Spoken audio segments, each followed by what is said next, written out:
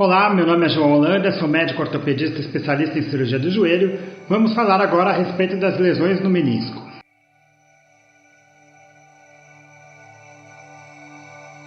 O menisco é uma cartilagem em forma de meia-lua que se localiza dentro do joelho. Cada joelho tem dois meniscos, um na parte interna, ou medial, e outro na parte externa, ou lateral. Os meniscos ajudam a encaixar o fêmur, que é o osso da coxa, em cima da tíbia, que é o osso da perna. Eles atuam como amortecedores dentro do joelho. Além disto, os meniscos ajudam a distribuir a força ao longo de toda a superfície em contato, evitando-se assim a concentração de força em um ponto específico da cartilagem articular. As lesões do menisco são relativamente comuns, porém elas são bastante diferentes uma das outras, tanto em relação à anatomia da lesão, como em relação aos sintomas apresentados pelo paciente e aos prognósticos, de forma que cada lesão deve ser vista de forma individualizada. O primeiro passo é diferenciar entre uma lesão traumática, que acontece após um esforço significativo em um menisco com características próximas do normais, de uma lesão degenerativa, que acontece após esforço mínimo em um menisco já bastante comprometido e fragilizado por um processo de desgaste. As lesões degenerativas acontecem, como regra geral, em pacientes mais velhos, sem uma história de trauma. Muitas vezes a dor começa gradativamente, o paciente nem sempre sabe referir quando exatamente que começou a dor, ou então após um trauma mínimo, como ao se levantar para sair de um carro, ao subir uma escada, e nesses casos a dor tem realmente uma origem bem determinada. A dor ela é mal localizada, ou seja, todo o joelho dói. Muitas vezes o paciente não consegue referir um ponto exato onde o joelho está doendo. As radiografias costumam demonstrar algum grau de artrose, que pode ser mais ou menos avançado. E a ressonância magnética demonstra uma lesão em múltiplos planos, o que nós chamamos de lesão complexa. Ou seja, não é um menisco que tem uma linha separando o menisco em duas partes. Isso sugere que é um menisco já mais fragilizado e que, de acordo com pequenos traumas, vai sofrendo pequenas áreas de rotura e não uma lesão única após um trauma mais significativo. Estes pacientes devem ser tratados de forma clínica, não cirúrgica, e a fisioterapia torna-se o ponto central deste tratamento.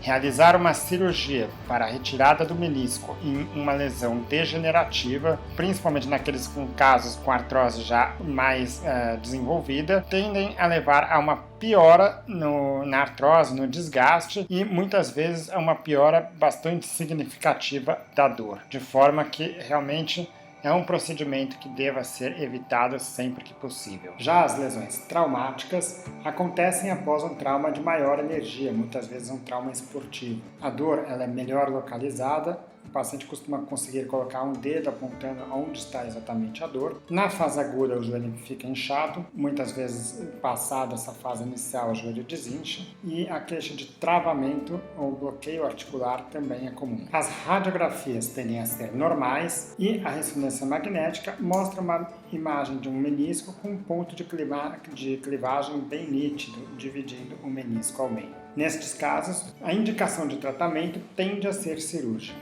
sendo a cirurgia realizada por artroscopia, que é um procedimento no qual são realizadas duas pequenas incisões de meio a 1 centímetro na frente do joelho. Por uma delas é introduzida uma microcâmera que vai ajudar o médico a visualizar as estruturas dentro do joelho e pela outra se usam os instrumentos que vai realizar o procedimento. O menisco pode ser tratado cirurgicamente de duas formas: pela menissectomia, procedimento em que um fragmento da lesão é retirado, ressecado, ou pela sutura de menisco, no procedimento em que são dados pontos onde está a lesão do menisco, preservando toda a sua estrutura. Bom, esse vídeo mostra como é feito o procedimento da menissectomia, com a retirada do fragmento que está lesionado do menisco, um procedimento que é feito por meio de vídeo, por meio de uma artroscopia.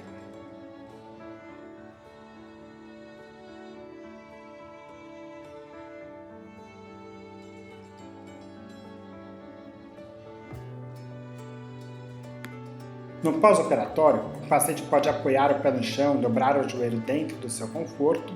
Recomendamos o uso de uma muleta por aproximadamente uma semana, apenas para tirar um pouco do peso de cima do joelho, para conforto do paciente. e o retorno esportivo acontece entre a quarta e a sexta semana. Agora vemos a técnica de sutura do menisco, em que é feito o reparo dessa lesão, e para isso é utilizado um dispositivo especificamente desenhado para isto. Existem algumas variações nessa técnica, mas basicamente o que se faz é dar um ponto no menisco que foi rompido.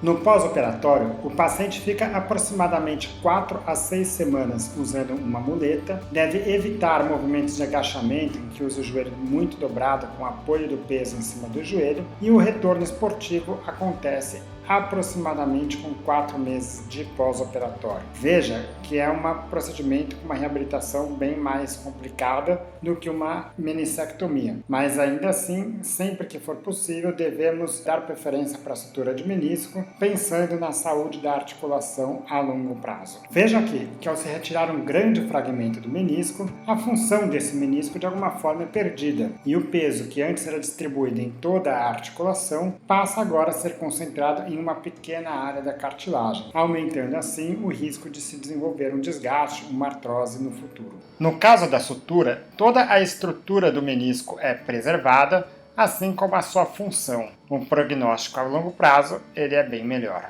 Outro fator que contribui para a decisão entre a meniscectomia ou a sutura de menisco é a vascularização do menisco. Veja nessas imagens como a região periférica do menisco é muito mais vascularizada do que a região central. Uma área mais vascularizada tem melhor condição para cicatrizar uma vez que é feito o reparo, uma vez que é feita a sutura desse menisco. O menisco é desta forma classicamente dividido em 3 zonas. A área mais periférica é denominada de área vermelha-vermelha, uma área bastante vascularizada e com boa condição para cicatrização. A área mais central é denominada de área branca-branca, uma área com pouco sangue e pouca capacidade de cicatrização. Já a área vermelha-branca é uma área intermediária em termos de vascularização e capacidade de reparo. Desta forma, frente a lesões na área branca-branca, a tendência é que se faça uma meniscectomia, a retirada desse fragmento. Além de ser uma área com baixa capacidade de cicatrização,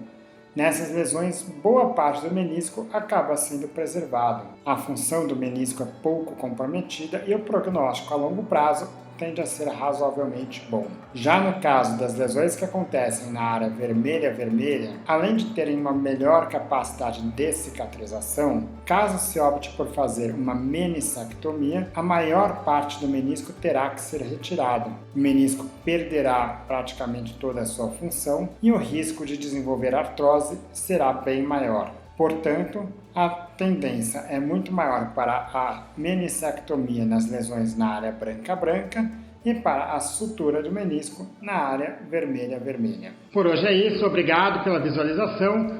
Para maiores informações em relação às lesões do menisco, convido que visite meu site www.ortopedistadojoelho.com.br. Obrigado.